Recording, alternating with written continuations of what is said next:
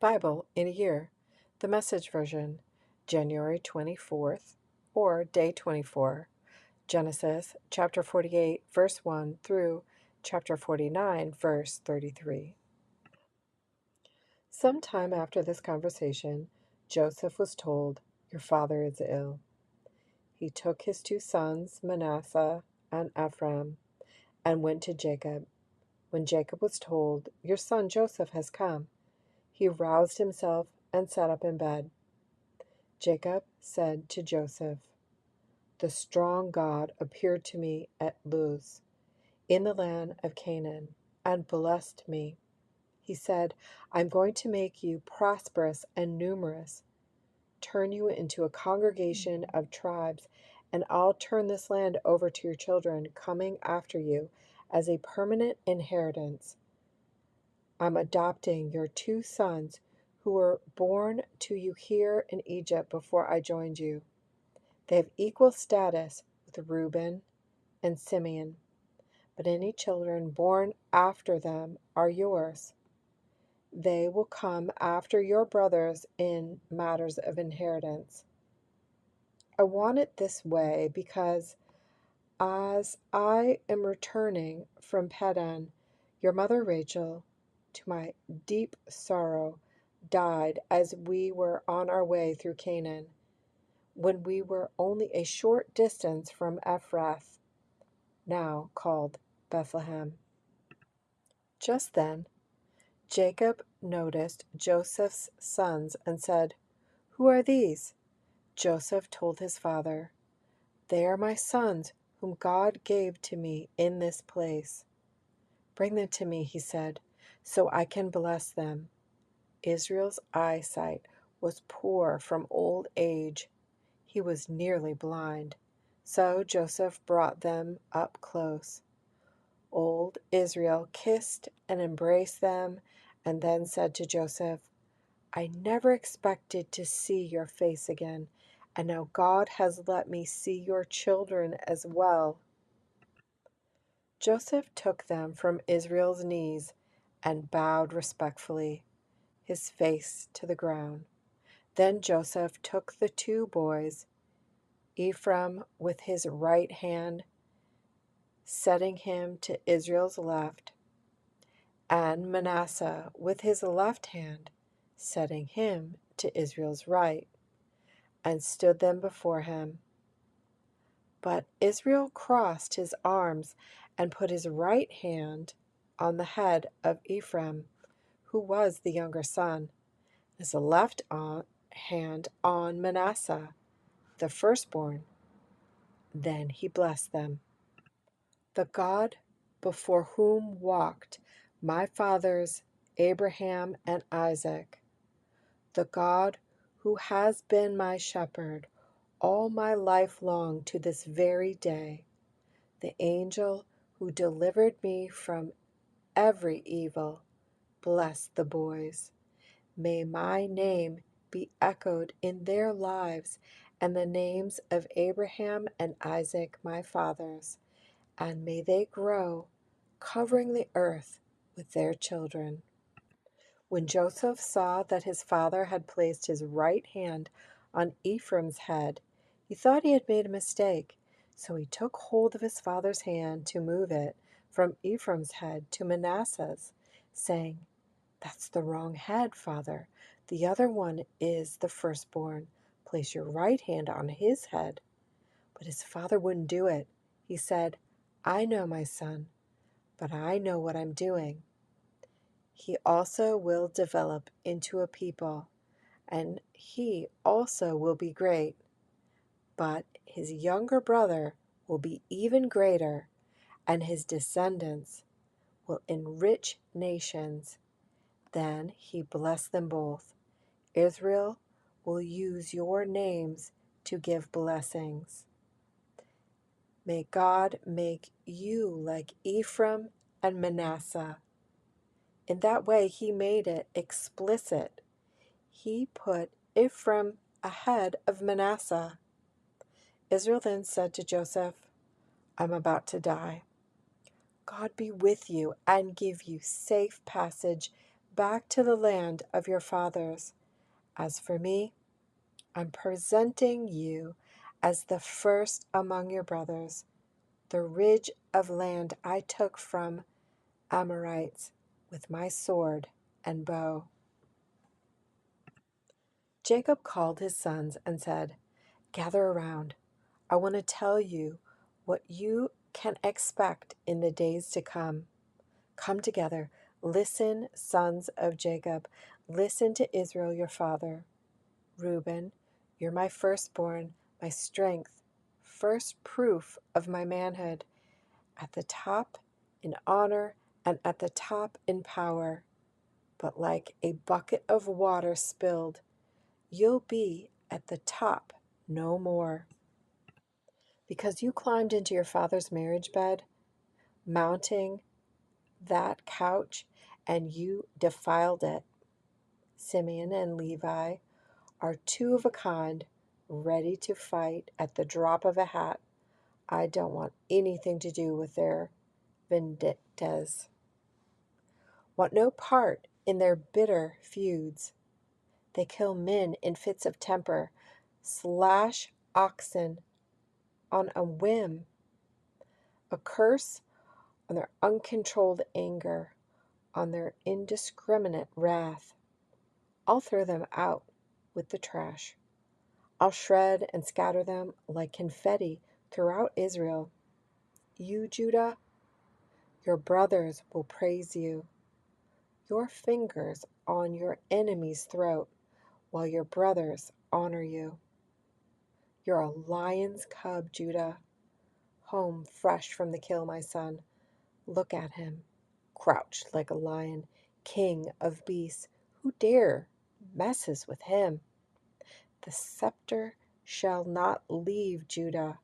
He'll keep a firm grip on the command staff until the ultimate ruler comes and the nations obey him. He'll tie up his donkey to the grapevine, his purebred prize to a sturdy branch. He will wash his shirt in wine and his cloak in the blood of grapes. His eyes will be darker than wine, his teeth whiter than milk.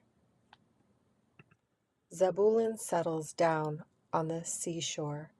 He's a safe harbor for ships right alongside Sidon.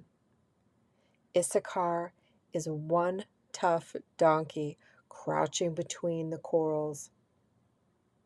When he saw how good the place was, how pleasant the country, he gave up his freedom and went to work as a slave. Dan will handle matters of justice for his people. He will hold his own just fine among the tribes of Israel. Dan is only a small snake in the grass, a lethal serpent in an ambush by the road. When he strikes a horse in the heel and bring its huge rider crashing down. I wait in hope for your salvation, God. Gad will be attacked by bandits, but he will trip them up. Asher will become famous for rich foods, candies, and sweets fit for kings. Naphtali is a deer running free that gives birth to lovely fawns. Joseph is a wild donkey by a spring, spirited donkeys on a hill. The archers with malice attacked, shooting their hate-tipped arrows, but he held steady under fire, his bow firm, his arms limber. With the backing of the champion of Jacob, the shepherd, the rock of Israel, the God of your father, may he help you, and may the strong God, may he give you his blessings. Blessings tumbling out of the skies, blessings bursting up from the earth, blessings of breast and womb. May the blessings of your father exceed the blessings of the ancient mountains, surpass delights the eternal hills. May they rest on the head of Joseph, on the brow of the one consecrated among his brothers. Benjamin is a ravenous wolf. All morning he gorges on his kill. At evening divides up what's left over. All these are the tribes of Israel, the 12 tribes, and this is what their father said to them as he blessed them, blessing each one with his own special farewell blessing. Then he instructed them, I'm about to be gathered up to my people. Bury me with my fathers in the cave which is in the field of Ephron the Hittite, the cave in the field of Machpelah, facing Mamre in the land of Canaan, the field Abraham bought from Ephron the Hittite for a burial plot. Abraham and his wife Sarah were buried there. Isaac and his wife Rebekah were buried there. I also buried Leah there. The field and the cave were bought from the Hittites. Jacob finished instructing his sons, pulled his feet into bed, breathed his last, and was gathered to his people. Matthew chapter 15, verse 29 through chapter 16, verse 12. After Jesus returned, he walked along Lake Galilee and then climbed a mountain and took his place, ready to receive visitors. They came, tons of them, bringing along the paraplegic, the blind, the maimed, the mute, all sorts of people in need, and more or less threw them down at Jesus' feet to see what he would do with them. He healed them. When the people saw the mute speaking, the maimed healthy, the paraplegics walking around, the blind looking around, they were astonished and let everyone know that God was blazingly alive among them. But Jesus wasn't finished with them. He called his disciples and said, I hurt for these people. For 3 days now, they've been with me, and now they have nothing to eat. I can't send them away without a meal. They'd probably collapse on the road. His disciples said, But where in this deserted place are you going to dig up enough food for a meal? Jesus asked, How much bread do you have? 7 loaves, they said, plus a few fish. At that, Jesus directed the people to sit down. He took the 7 loaves and the fish. After giving thanks, he divided it up and gave it to the people. Everyone ate. They had all they wanted. It took 7 large baskets to collect the leftovers. Over 4,000 people ate their fill at that meal. After Jesus sent them away, he climbed in the boat, crossed over to Magdalene Hills. Some Pharisees and Sadducees badgered him again, pressing him to prove himself to them. He told them, You have a saying that goes, red sky at night, sailors delight. Red sky at morning, sailors take warning. You find it easy enough to forecast the weather. Why can't you read the signs of the times? An evil and wanton generation is always wanting signs and wonders. The only sign you'll get is the Jonah sign. Then he spun around and walked away.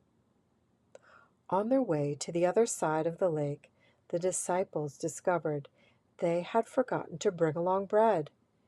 In the meantime, Jesus said to them, Keep a sharp eye out for Pharisee, Sadducee yeast. Thinking he was scolding them for forgetting bread, they discussed in whispers what to do. Jesus knew what they were doing and said, "Why all these worried whispers about forgetting the bread? Baby believers, haven't you caught on yet? Don't you remember the 5 loaves of bread and the 5,000 people, and how many baskets of fragments you picked up? Or the 7 loaves that fed 4,000, and how many baskets of leftovers did you collect? Haven't you realized yet that bread isn't the problem? The problem is yeast. Pharisee, Sadducee, yeast." Then they got it. That he wasn't concerned about eating, but teaching. The Pharisee, Sadducee kind of teaching. Psalm chapter 20, verse 1 through verse 9. A David psalm. God answer you on the day you crash. The name God of Jacob put you out of harm's reach. Send reinforcements from Holy Hill. Dispatch from Zion fresh supplies. Exclaim over your offerings. Celebrate your sacrifices. Give you what your heart desires. Accomplish your plans.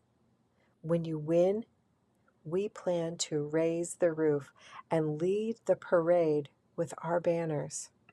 May all your wishes come true. That clinched it. Help's coming and answers on the way. Everything's going to work out. See those people polishing their chariots? And those others grooming their horses? But we're making garlands for God, our God. The chariots will rust. Those horses pull up lame, and we'll be on our feet, standing tall. Make the King a winner, God. The day we call, give us your answer. Proverbs chapter 4, verse 20 through verse 27. Dear friend, listen well to my words. Tune your ears to my voice. Keep my message in plain view at all times. Concentrate. Learn it by heart. Those who discover these words live, really live, body and soul. They're bursting with health. Keep vigilant. Watch over your heart. That's where life starts. Don't talk out of both sides of your mouth. Avoid careless banter, white lies, and gossip. Keep your eyes straight ahead. Ignore all sideshow distractions. Watch your step, and the road will stretch out smooth before you. Look neither right nor left. Leave evil in the dust. This was a daily reading of the Message version of the Bible, read to you by Bible in a Year.